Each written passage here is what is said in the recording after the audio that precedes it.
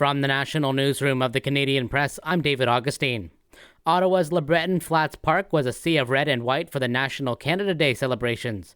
The Prime Minister and the Duke of Edinburgh were among those rallying the crowd and celebrating the country's accomplishments with their speeches. Governor-General Mary Simon celebrated the everyday kindness of Canadians. We are on a journey of reconciliation, making a path with passion and compassion, courage and care. Simon says perseverance in the face of adversity is a big part of Canada's story.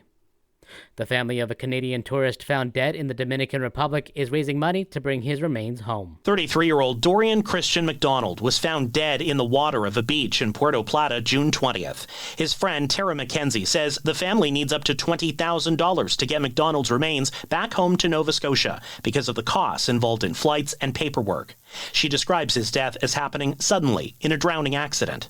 But she says she and McDonald's family can't even begin saying goodbye properly or grieving until his remains are returned home. Jason White, The Canadian Press. In the U.S., jury deliberations are expected to continue today at Sean Diddy Combs' sex trafficking trial after word of a partial verdict. Reporter Aaron Katursky has the details. After a day and a half of deliberations, we have an incredible cliffhanger here. A verdict, but no conclusion. A defendant who looked shaken, and a jury told it's not done yet. If there's a conviction, the sex trafficking charge carries a mandatory minimum sentence of 15 years in prison and a maximum sentence of life. Brian Kohberger is due to appear in court today to plead guilty to murdering 4 University of Idaho students in 2022. Local resident Luke Brunner says he was disappointed to hear about the plea deal that takes the death penalty off the table. I think it's just unfair to the families. It allows him to hide. He never had to really go to trial. He never had to, answer to his... he is answering to his crimes, but not to the fullest extent, in my opinion. If Kohberger pleads guilty as expected, he would likely be sentenced in July.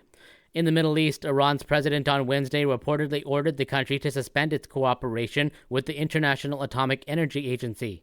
The move comes after U.S. airstrikes hit its most important nuclear facilities.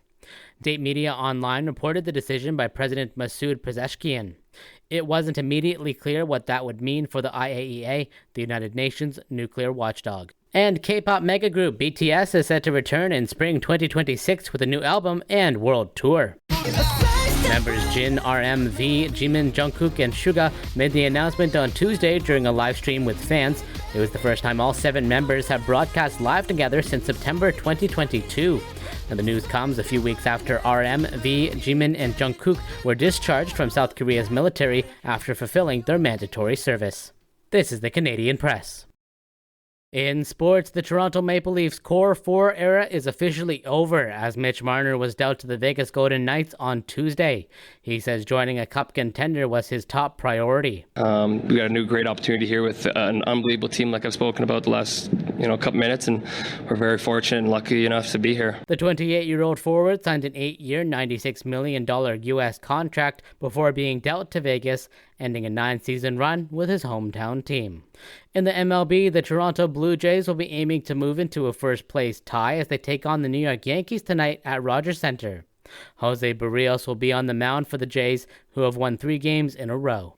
And the CONCACAF Gold Cup semifinals get underway today. The U.S. will be taking on Guatemala, while Mexico plays Honduras. Canada lost 6-5 in penalties in Sunday's quarterfinals against Guatemala, while the U.S. beat Costa Rica 4-3 in penalties. From the Canadian Press, I'm David Augustine. Thanks for listening. Don't forget to follow and subscribe. For more of today's top stories, visit thecanadianpressnews.ca.